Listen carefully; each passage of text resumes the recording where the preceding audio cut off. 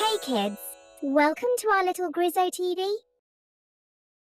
Once upon a time, in a small, cozy cottage, there lived a shoemaker and his wife. The shoemaker was a very good man who worked hard every single day. He made the best shoes in the whole town. But no matter how hard he worked, he was very, very poor. Things got worse and worse, until one day the shoemaker had only enough leather left to make one last pair of shoes. That evening he took the piece of leather and carefully cut out the shapes for the shoes. He was too tired and sad. I will finish them in the morning, he said to his wife. He left the cut pieces of leather on his workbench and went to bed. The next morning, the shoemaker woke up, had a small breakfast, and went to his workshop to finish his last pair of shoes. But when he looked at his workbench, he gasped in surprise. There on the table stood a finished pair of shoes. They were not just finished, they were perfect. He picked them up and looked at them from every angle. "I don't understand," he said to his wife, showing her the shoes. She was just as amazed. Later that day, a rich man came into the shop. He saw the beautiful shoes and loved them at once. "These are the finest shoes I have ever seen," he declared. He paid the shoemaker so much money for them that it was more than the shoemaker usually earned for 2 pairs of shoes. The shoemaker was overjoyed. This is a fine piece of leather, perfect for the mayor's new boots.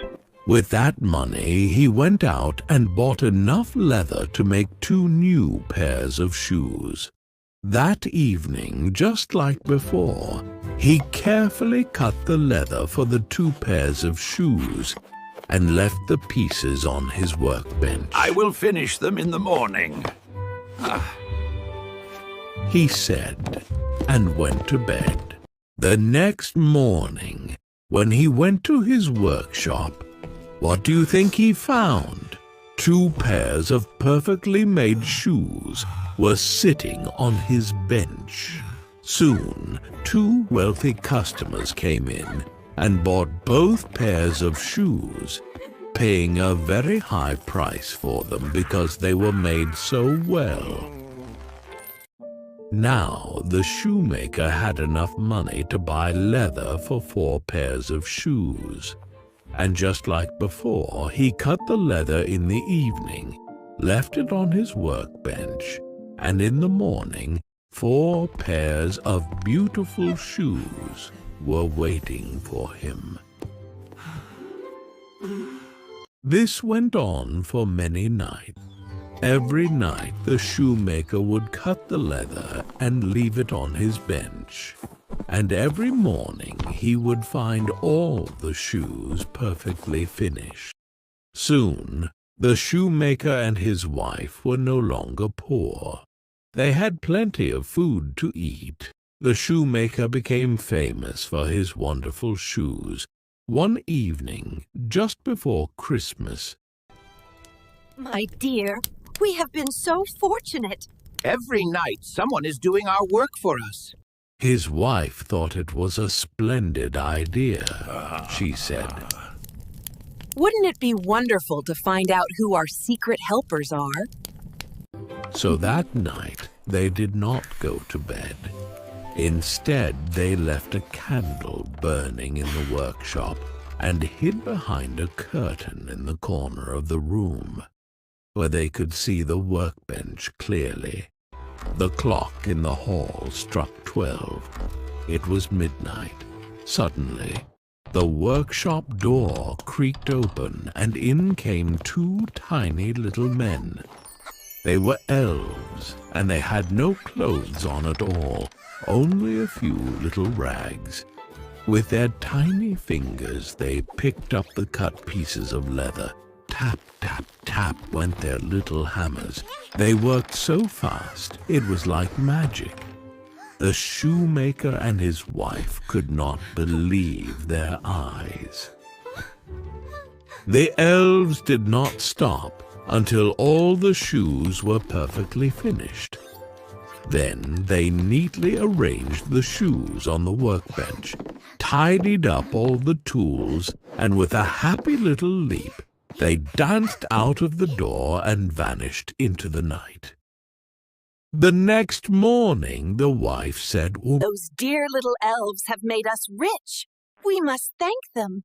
They have nothing to wear and must be so cold. I will sew each of them a tiny little shirt, a coat, some trousers, and knit them a pair of socks. What a wonderful idea! And I will make them each a tiny pair of shoes to go with their new clothes.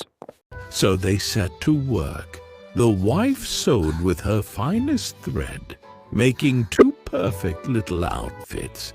The shoemaker worked with his best leather, making 2 tiny, perfect pairs of shoes with little buckles.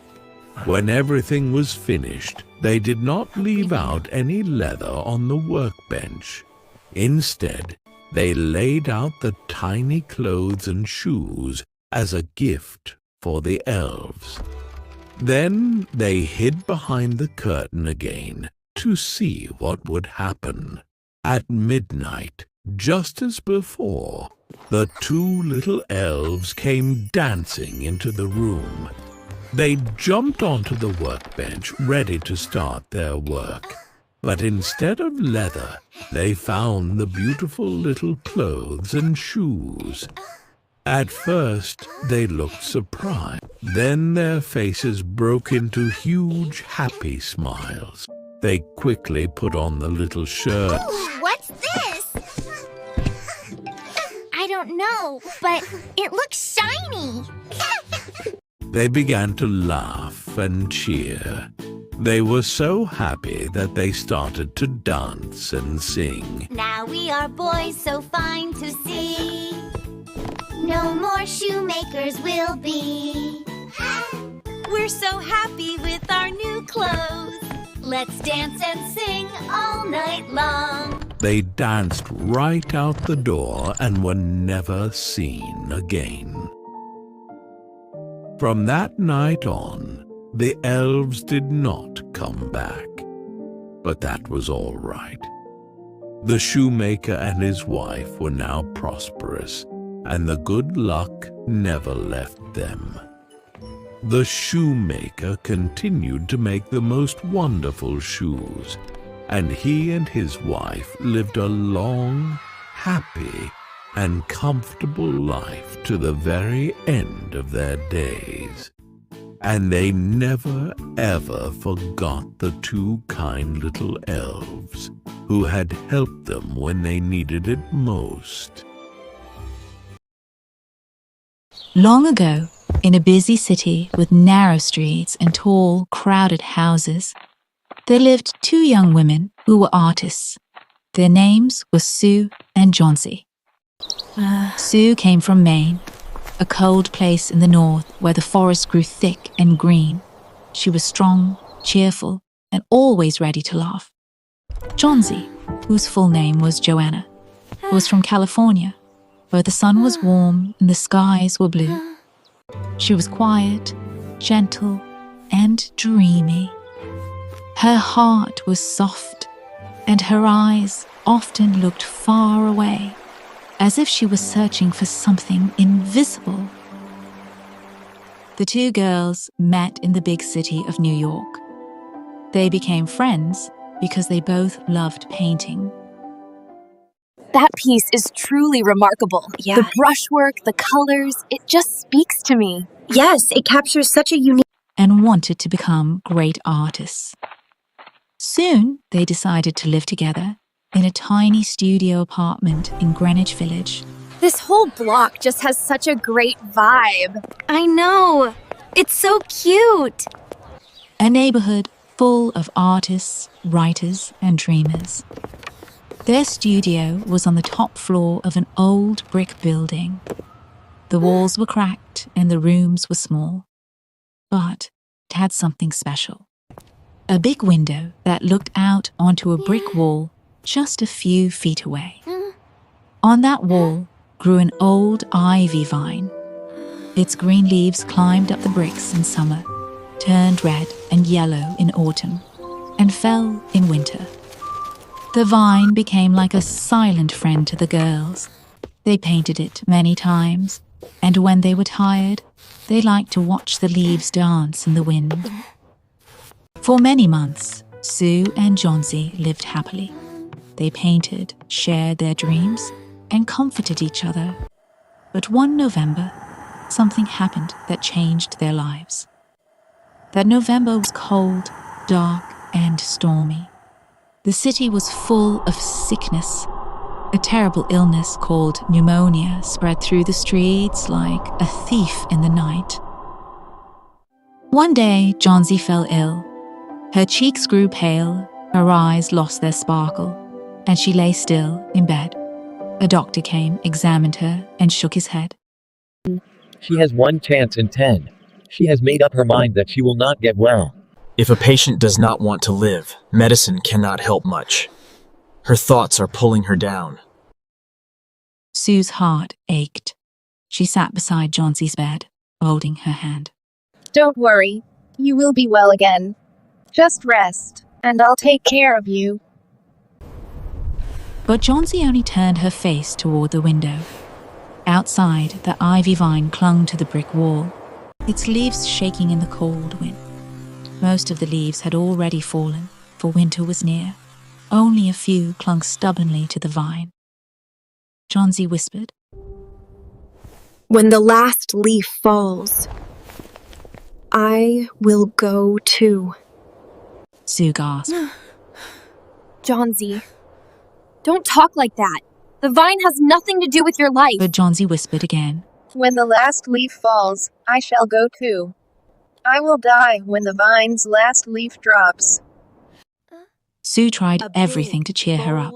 She read stories, sang songs, and brought her favorite magazines. But Johnsy only shook her head. Her mind was fixed on the vine. She counted the leaves every day, waiting for the last one to fall. Sue was desperate. She worked hard on her drawings, for she had to sell them to buy food and medicine. One afternoon, Sue went downstairs to the ground floor of the building.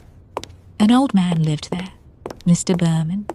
He was a painter too, but he had never succeeded. For 40 years he had tried to paint a masterpiece, but he never had. Sue and Johnsy knew that, deep inside, Berman was kind. Sue told him about Johnsy's strange idea of dying with the last leaf. She's so sick, and she believes she will die. She's given up. Berman shouted angrily. What nonsense! A poor little girl wants to die because of a silly vine? I will not let her. He followed Sue upstairs. There he saw Johnsy, lying weak in bed, staring out the window. The vine clung to the wall, nearly bare. Only a few leaves hung on. Berman stood silently, watching. His eyes grew serious. He understood Johnsy's fear. That night, a terrible storm came. The wind blew wildly, the rain beat hard against the window, and the vine shook under the force.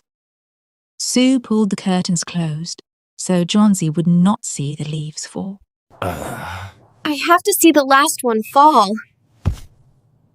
All night the storm raged, but in the early morning, when the storm was over, Johnsy looked again. One leaf still clung to the vine. It was dark green with yellow edges. The wind had whipped it, the rain had beaten it, but it still hung there. She whispered, It is still there. All night long I thought it would fall, but it did not. It is a mistake. I have been foolish. The last leaf is still there. It has stayed. Maybe I should stay too. For the first time, she smiled faintly at Sue. Sue hugged her. Yes, Johnsy, you will live. Just believe, and you will get well. Day after day, the leaf stayed, and day after day, Johnsy grew stronger. One morning, the doctor came again. He smiled and said, She is out of danger. Now she has hope, and that is stronger than any medicine. Sue's eyes shone with tears of joy. Later that day, Sue came to Johnsy's bed, her face sad. Johnsy, I must tell you something. Mr. Bearman, he is dead. Dead? But how? He was found in his room downstairs, very cold and wet. He had been outside in the storm that night. He caught pneumonia. He died today in the hospital. Johnsy's eyes filled with tears. But why would he go out in the storm? Sue gently led her to the window. Look at the leaf, Johnsy. The last leaf. Did you never wonder why it never moved in the wind? Why it never fell? Johnsy looked closely. She saw it then. The leaf was not real. It was a painting. A perfect painting of a leaf, made with green and yellow paint on the wall. Bearman painted it that night, in the storm. He made his masterpiece at last, and he gave it to you, so that you would have hope and live. Oh, the dear old man. He gave his life for me. Johnsy burst into tears. Bearman's masterpiece was not hanging in a gallery or framed in gold, but it was more beautiful than any other painting in the world, for it had saved a life. From that day on, Johnsy grew strong. She wanted to live, to paint, and to honor the man who had saved her. She often looked at the painted leaf and whispered a prayer of thanks for Bearman. And so, in the little neighborhood of Greenwich Village, the story of Last Leaf was told again and again. Sometimes a true masterpiece is not made with skill alone, but with love, sacrifice, and hope. In a beautiful kingdom called Sitapur, surrounded by green hills and shining rivers, there lived a kind and brave princess named Chanda. The kingdom's happiness is my greatest treasure. She was loved by everyone in the kingdom because of her gentle heart and clever mind. Princess Chanda had long black hair, sparkling eyes like stars, and a sweet smile that made even birds sing with joy. Her father, King Virendra, was a wise and just ruler. Her mother, Queen Madhumati, was graceful and loved flowers and music. Princess Chanda grew up in the royal palace, learning music, reading stories, and helping the poor. But Princess Chanda had one wish. She wanted to see the world beyond the palace walls. She often sat by her window, dreaming of faraway forests, talking animals and magical lands. One day, while walking in the royal garden, Chanda saw an old woman sitting under a banyan tree. The woman looked tired and hungry. Without waiting, Chanda ran back to the palace and brought her some food and water. The old woman smiled and said, "You have a kind heart, dear child. I will give you a gift." Took out a small shining pearl from her cloth bag. It was glowing like the moon. "This is a magical pearl. It can fulfill one true wish of the heart. But remember, only a selfless wish will be accepted. Keep it safe." Before Chanda could ask more, the old woman disappeared into thin air like smoke. Chanda kept the pearl in a silver box and hid it under her pillow. That night, she couldn't sleep. She thought and thought, what should she wish for? I don't want gold or jewels. I want to do something good. Suddenly, the sky turned dark and strong winds blew through the kingdom. Lightning flashed. A storm was coming. Soon, a royal messenger came running to the palace. Your Majesty, the river has flooded the nearby villages. People are losing their homes. Chanda rushed to her parents. Let me go and help the villagers, She said, But it's dangerous. said the king. I must help, she said bravely. Chanda rode on her white horse toward the flooded villages. When she reached, she saw people standing on broken roofs, children crying, and animals floating away in the water. Chanda didn't waste a moment. She tied ropes, carried children on her horse, gave food and warm clothes, and worked day and night. She gave up her comfort and helped like an ordinary person. Everyone was surprised. She is not just a princess. She is a savior. When the storm passed, Chanda found out something terrible. A cruel king from the north, Raja Dantak, had broken the dam to destroy Sitapur. He wanted to take over the land, He will attack again. said the minister. But we are weak now. We cannot fight. Said Queen Madhumati. Chanda knew this was the time to use the magical pearl. That night, under the full moon, she held the pearl close and whispered, I wish for the strength to protect my people. Not for myself, but for everyone. The pearl glowed brighter and brighter and then disappeared.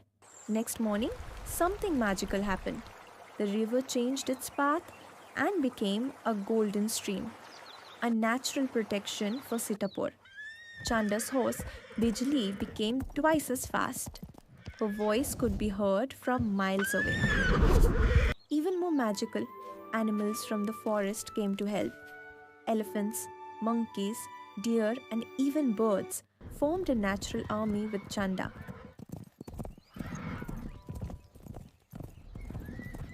Onward, my soldiers! Victory awaits us! When Raja Dantak came to attack, he was shocked. What is this magic? He shouted. Princess Chanda stood on a high rock and said, This is not magic. This is the power of love and bravery. The animals and villagers chased Raja Dantak away. He never came back again. After peace returned, the people begged Chanda to become their queen. But Chanda said, I am not ready to be queen.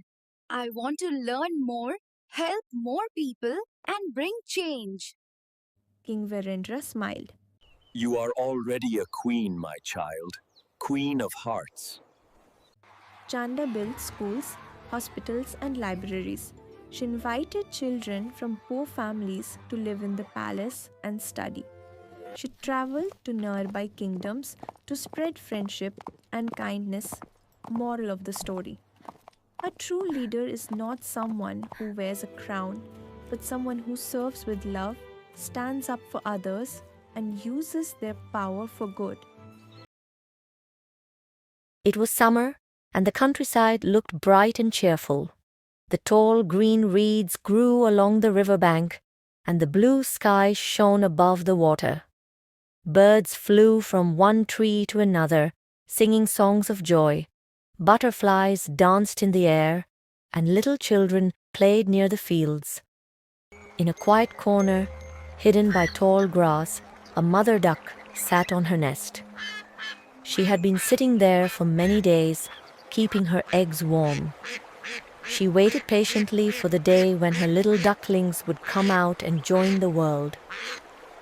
At last, the eggs began to crack. One after another, small yellow ducklings pushed their heads out of the shells. They blinked their eyes, stretched their tiny wings, and cried, "Peep, peep," said the mother duck with joy. Oh, my dear children, how sweet you are. The world is waiting for you. Come, my little ones, Let me show you the water and the sunshine. But there was still one egg left. It was larger than the others, and it had not cracked. The mother duck grew worried. She thought, This egg is so big. Perhaps it is a turkey's egg. But I will wait. If it is a turkey, he will not like the water, and then I will know. So she sat again patiently, while her little yellow ducklings ran around her, chirping and playing. At last, the big egg cracked. Out came a big grey bird. His feathers were not yellow and soft like the others, but grey and dull. His body was large, and his neck was long. How different he looks. He does not look like us. He is ugly. The mother duck looked at him too. She had never seen such a strange-looking duckling, but she said kindly, "He may look different, but he is my child. He will learn like the others." The next day, the mother duck took her ducklings to the pond.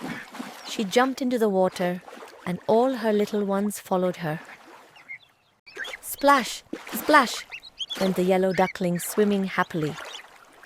The grey duckling also jumped in. He swam better than all the others. His long neck moved gracefully, and his feet pushed him smoothly through the water. Well, he is not pretty, but he swims very well. Perhaps he is not so bad after all. But the other animals in the farmyard did not think so. The mother duck brought her children into the yard. All the other ducks gathered around. They looked at the grey duckling and whispered to each other. What is that big, ugly one doing here? He is too strange. He does not belong to us. A rooster crowed loudly. Cock-a-doodle-doo! Look at that ugly creature! How clumsy he is! The poor duckling lowered his head. He felt shy and sad. The other ducklings laughed at him too. You are not like us. You are so ugly. You cannot play with us. Day after day, the grey duckling was pecked, pushed and teased. Even the hens chased him away. He felt lonely and unhappy. I do not understand. Why am I different? Why does no one love me? At night, when his brothers and sisters slept peacefully under their mother's wings, the grey duckling lay awake, feeling tears roll down his face. One morning, he could bear it no longer. I cannot stay here, where everyone hates me. So he slipped through the fence and ran into the open fields. He walked and walked until he reached a wide marsh. Wild ducks lived there. They looked at him and said, "Who are you? You are very ugly, but you may stay if you like.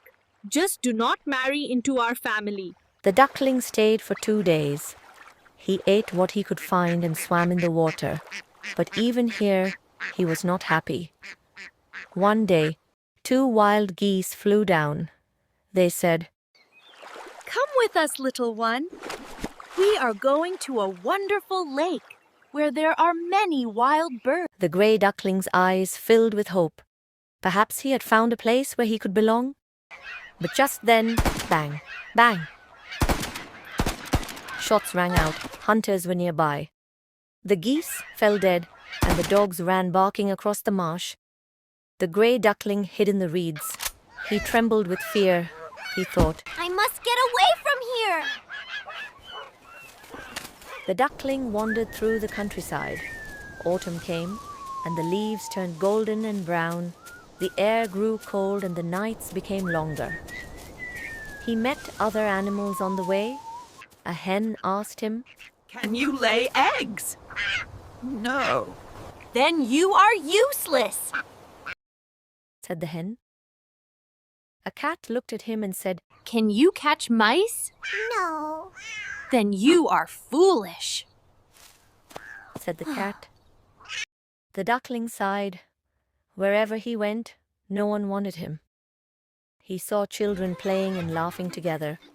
But when they saw him, they cried, Look at that ugly bird! They threw stones at him. He ran away, frightened. Soon, winter arrived. Snow covered the fields and ice formed on the ponds. The grey duckling had no warm feathers like the other birds. He was cold and hungry. Sometimes he hid in the bushes to escape the biting wind. Sometimes he swam in the icy water, but it was freezing. He grew weaker and weaker. One evening, he saw a little cottage. He crept inside through a hole. An old woman lived there with her cat and hen. The woman said, What a strange bird! Perhaps he will give me eggs. But the duckling could not lay eggs. The cat scratched him, and the hen pecked him. At last he ran away again. Winter was cruel. Many nights he thought he would die, but somehow he managed to live until spring returned. At last, the snow melted. Green leaves grew again on the trees. The sun shone warmly and flowers blossomed. The grey duckling stretched his wings. They had grown stronger during the long winter. He flew high into the sky. One morning, he saw a lake shining in the sunlight. On the water swam 3 beautiful white birds. They were swans. Their long necks curved gracefully and their feathers glowed like snow. The duckling felt drawn to them, he thought. They are so beautiful. I wish I could be near them. But they will not want me. I am too ugly. Better they kill me than I live alone. So he swam toward them, bowing his head. But what did he see in the water? His reflection. He was no longer grey and ugly. He was white, with a long, graceful neck. He had become a sun. The other swans welcomed him. They stroked him with their wings. Children who came to the lake clapped their hands and cried, Look, look! The most beautiful swan of all. The ugly duckling had found his place. He was not ugly. He had only been waiting for his true self to grow. The swan lifted his wings and glided across the water. He felt the sunshine on his feathers and the cool water beneath him. He remembered the days of teasing, loneliness and cold. But now, everything was different. He was not ugly. He was beautiful. And more than that, he was happy, for he had found who he truly was.